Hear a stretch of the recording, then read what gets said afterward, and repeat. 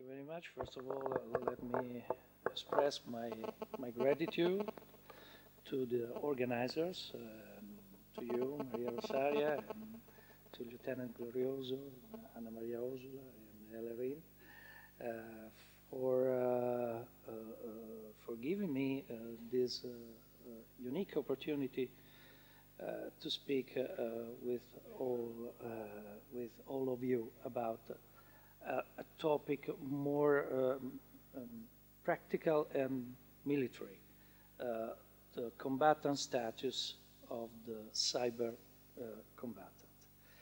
And let's start with the agenda. Okay, thank you.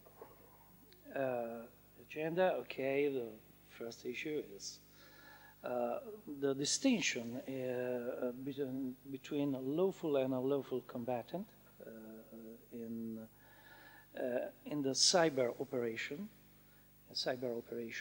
and another second issue of this presentation will be the direct participation into hostilities in the virtual communities. I think there's a brand new issue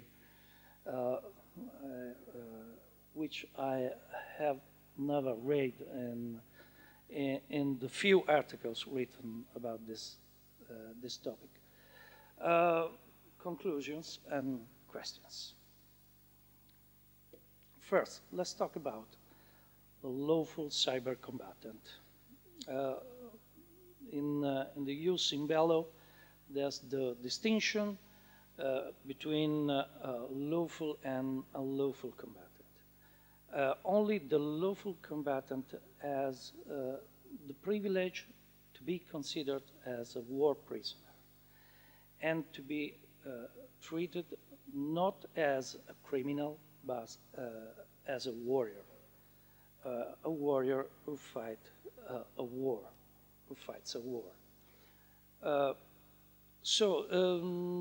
These definitions of combatant, of lawful combatant, you will find it in the Hague regulations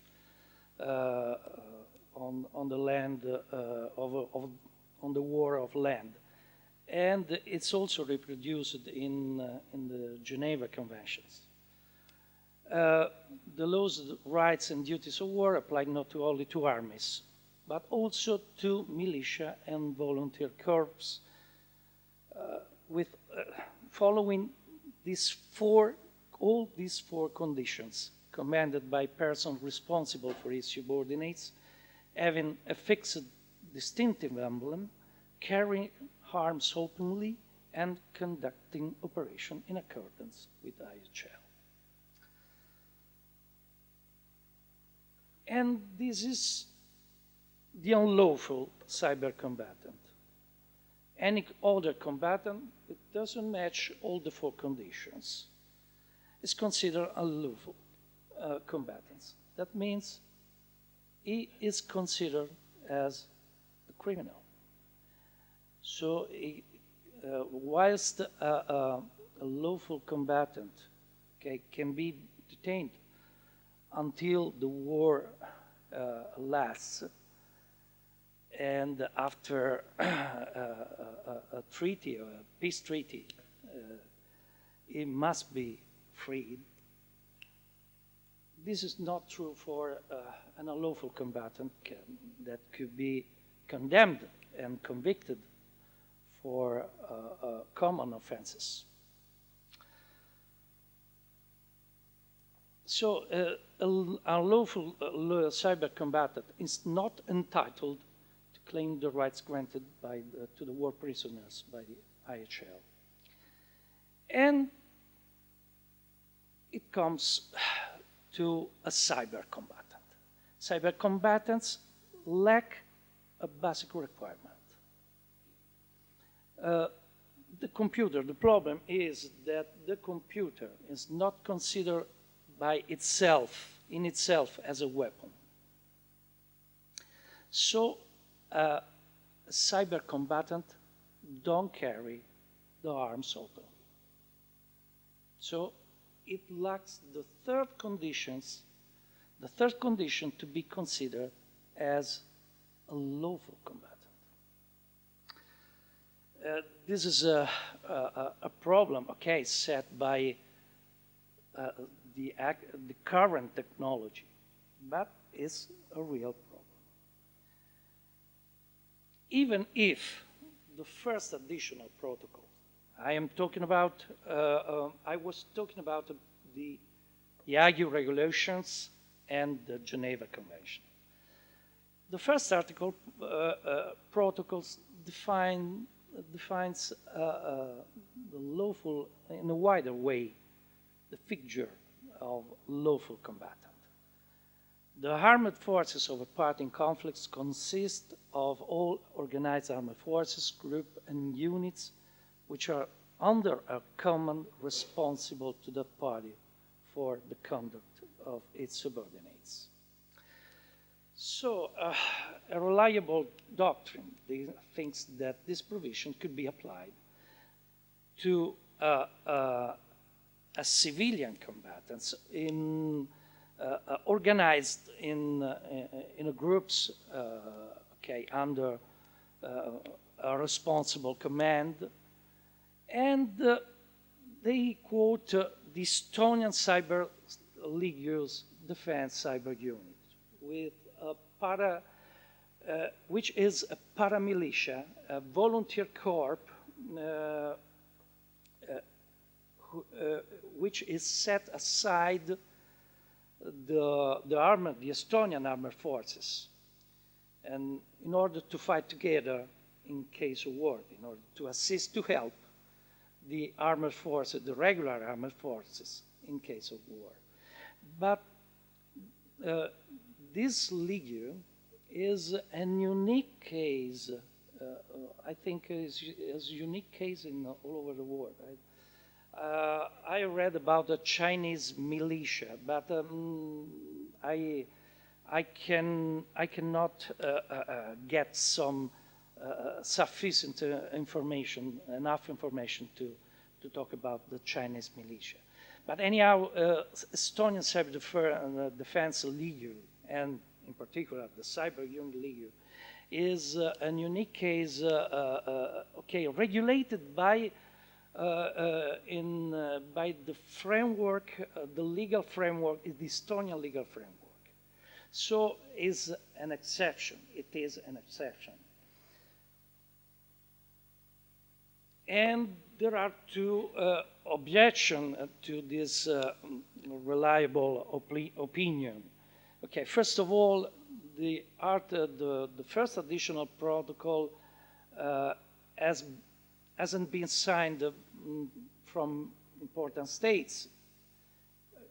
USA, India, Pakistan, Iran, Turkey, and so these states don't recognize, don't admit, don't accept the provision of the first additional protocol. The second objection, and that the Article 43 of the additional Protocol 1 should be read in conjunction with the next Article 44, recognizing aware that there are situations, armed conflicts, where over natural hostilities, and an armed combatant cannot so distinguish himself, he shall retain his status as combatant, provided that, in such situation, he carries his arm openly. And so this provision, carrying the arms openly, is repeated even in this case. Moreover, this rule has been imagined for guerrilla situations and not for a cyber war.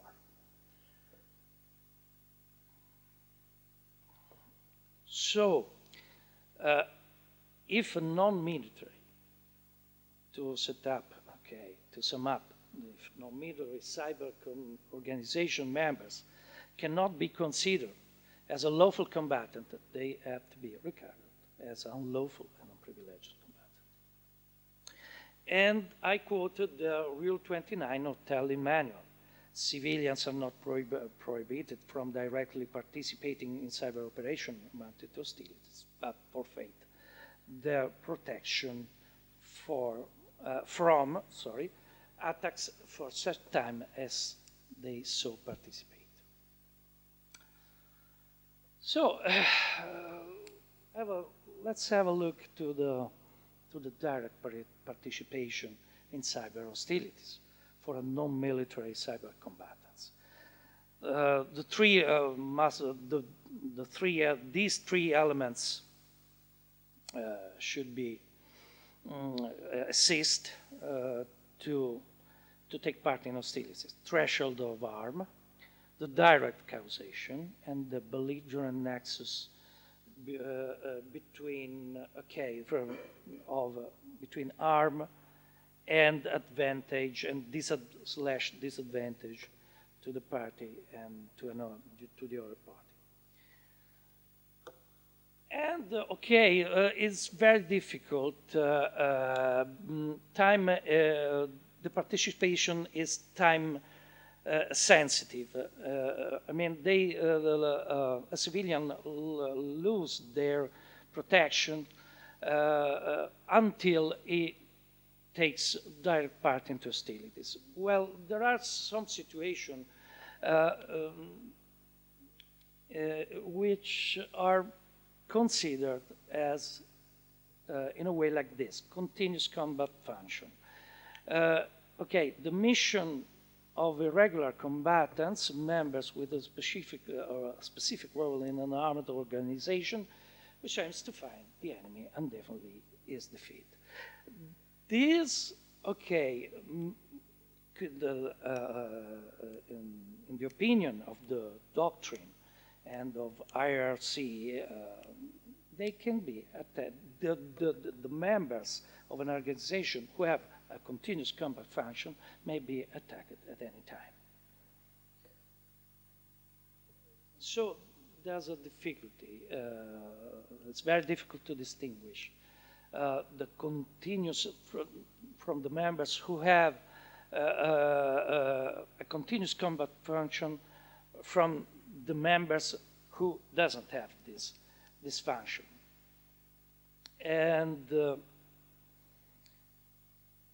And this is valid for the participation in virtual communities.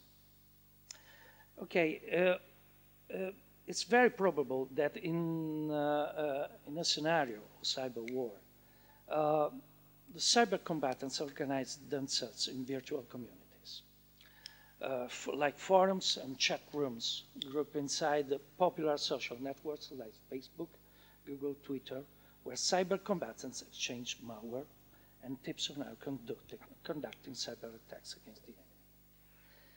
So, should the virtual network, this is a hard issue, be considered as an organization that take part in the hostilities and therefore can be hit by using force in a level against the members of the network, regardless of effective contribution they have given to the cyber hostilities?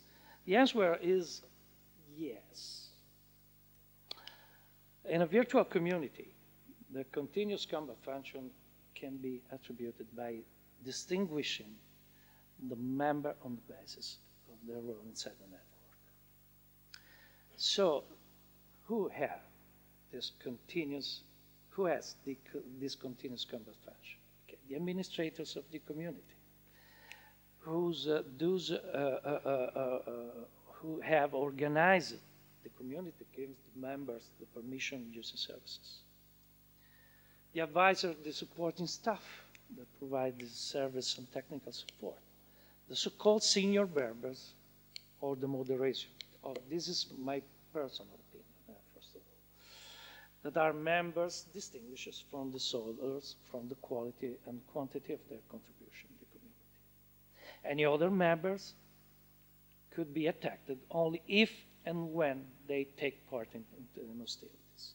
So there are the three elements to take part: threshold of harm, of an act to be considered as direct participation, threshold of harm, direct causation, belligerent nexus. So the conclusions. Distinction between non-military, lawful and unlawful combatant actually doesn't exist. Apart may be the case of the Estonian cyber defense cyber unit. There's a strong disparity of treatment in case of capture and detention. So this is a juridical and an ethical issue too. Of a civilian cyber combatant in confrontation with a military, okay, with a regular lawful civilian combatant using conventional weapons. The status of cyber combatants should, so in my opinion, should be regulated by specific actual provision, more suited to this age of cyber war.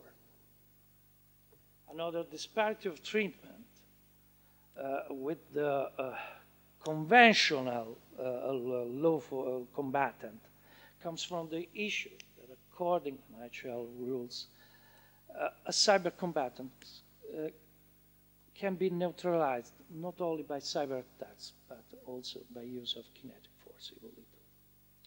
And this decision is given to the commander, to the force commander, and probably this principle of proportionality should be slightly revised for in case of cyber warfare. The principle of proportionality is referred to the minimum force to accomplish the mission, neutralize the combatant. So it's evident that this enormous disproportion between the means used from one side in comparison with another one. Computers against conventional weapons. So I'm ready to your questions. Thank you very much, Maurizio.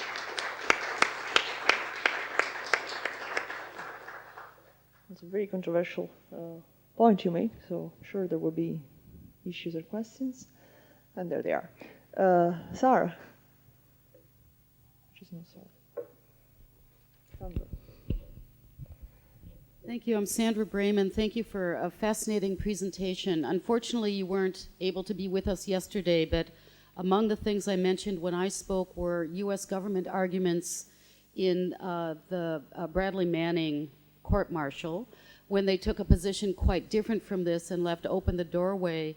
That was treason, not combat, but treason is punishable by death.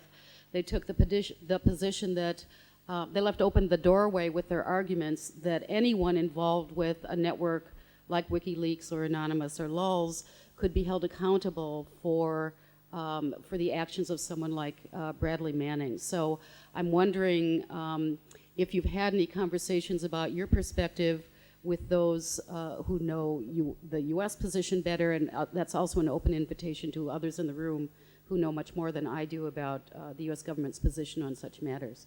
Thank you again. Thank you very much. Okay, I don't know the U.S. position about it. Unfortunately, I'm not in touch with U.S. Jack's colleagues, but okay, I think that's I examined the status of a cyber combatant on the basis of the current IHL regulations, and what is emerged, what is raised is a disproportion between, okay, a cyber combatant who should to be considered as a lawful combatant should carry the weapons openly. But why? Why? a cyber combatant fight with a computer, with a PC, a smartphone, like this, with a PC like this, like the smartphones. Okay, and why why should he carry weapons? And race is dangerous. So, but okay, it's very good. Actually, moreover, it's very difficult to distinguish a civilian who takes part into hostility from a civilian having a continuous combat function. Above all, in a virtual world, in a digital world. And so this could be a possible, okay, a brainstorming. Consider this as brainstorming. But actually, the question and the issue of the status of the cyber combatants, even non-military cyber combatant, should be set, okay, in the appropriate places. Should be discussed and probably regulated. Okay, thank you very much. So there were two questions in the back of the room. Yeah, nice, Felt LMO. Two short questions. The first is, if I understood your model correctly, under your model, Google staff would be responsible for what is happening on the platform? No, absolutely. No? Okay, No. because otherwise the whole sector would crumble to the... Oh, okay. And the second one, something very trivial. If there's an attack, say, by a botnet, something we have been seeing in the past, how do you nail down who's responsible under your model? Thank you. Yes, okay. You are asking me about the okay. To be sorry to.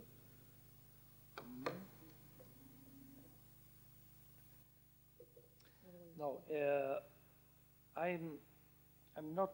I wasn't talking about the administrators of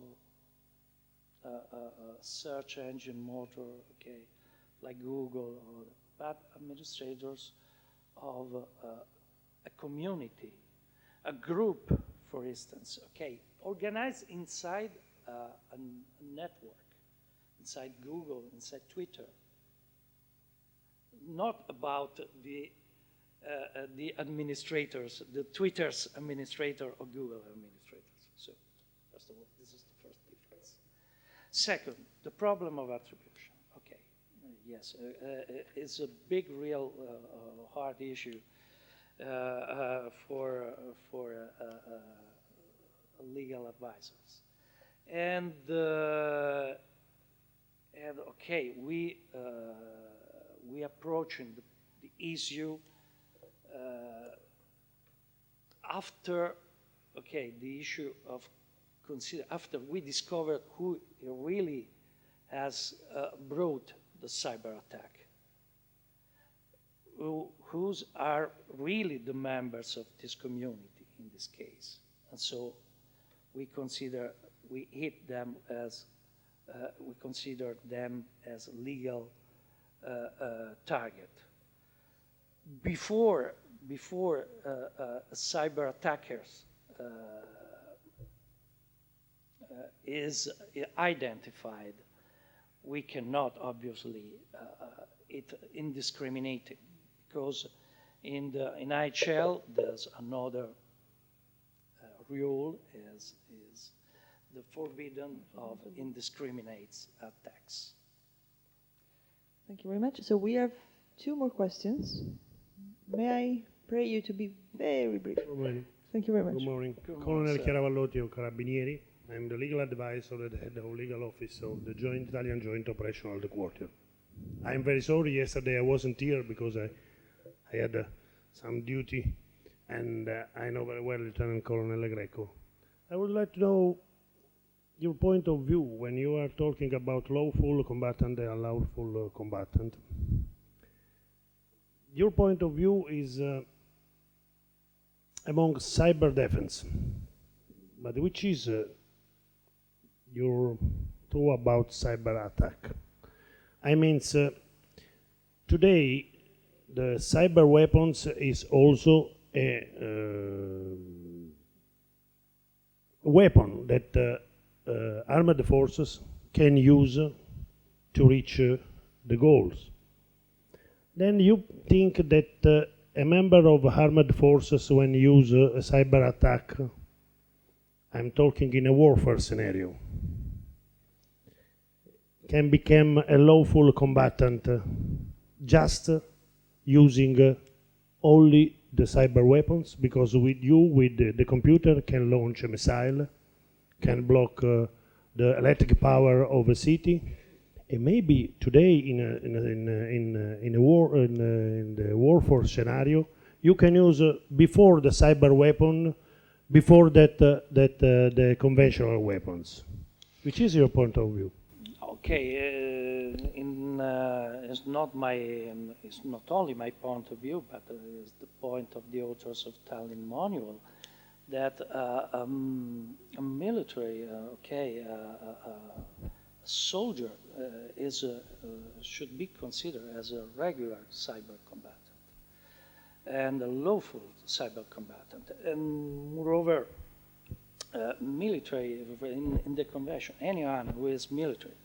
The condition is he wear the uniform, but apart this, and not only, maybe even with the first additional protocol, this is not needed. Okay, it's important that he can demonstrate to be a military, to be a soldier.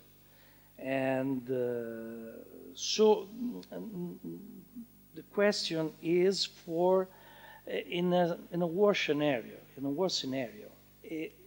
like happened in Georgia, for instance, in 2008, we have noticed that conventional attacks will be brought together with cyber attacks made by non-military combatants. So, and this is the possible scenario, okay, with the patriotic organizations like Estonian Cyber League units organize themselves and support conventional forces. Maurizio, I have to stop you there. So you have two more questions, but you have to be much more brief. You're not doing well. Randy.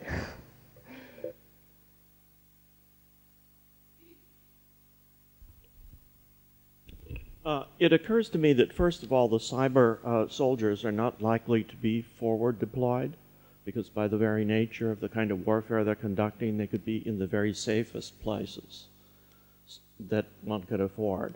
And secondly, it occurs to me that their position is somewhat similar to Army bandsmen, military musicians.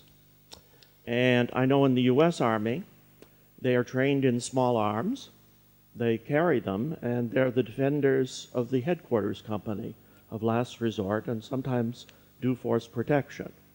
So one can sort of cover over the fact that they are not using their main instruments as weapons. They could be made auxiliary arms carriers.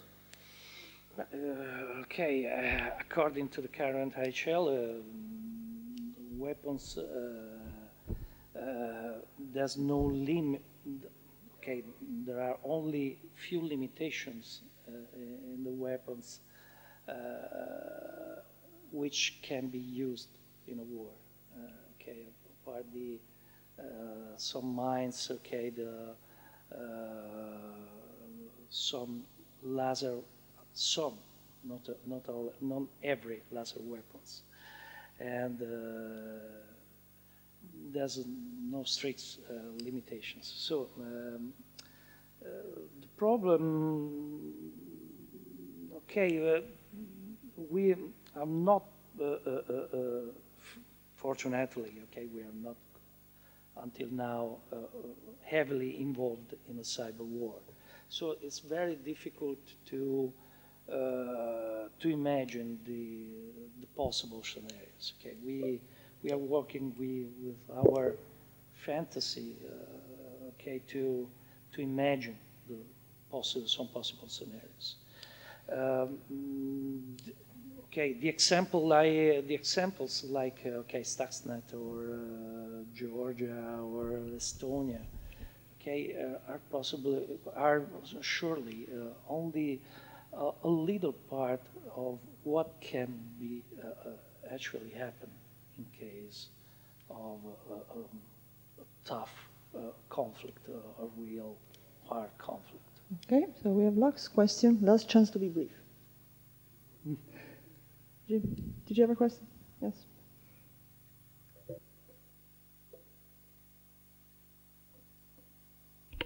So thank you for definitely a lot to grapple with on the status of what makes a lawful combatant in cyber. I'd call out a couple parallels, the first being low observable aircraft. I mean, those aircraft carry weapons, but they're just not clearly distinguishable from other types of payloads because of the nature of the stealth designs.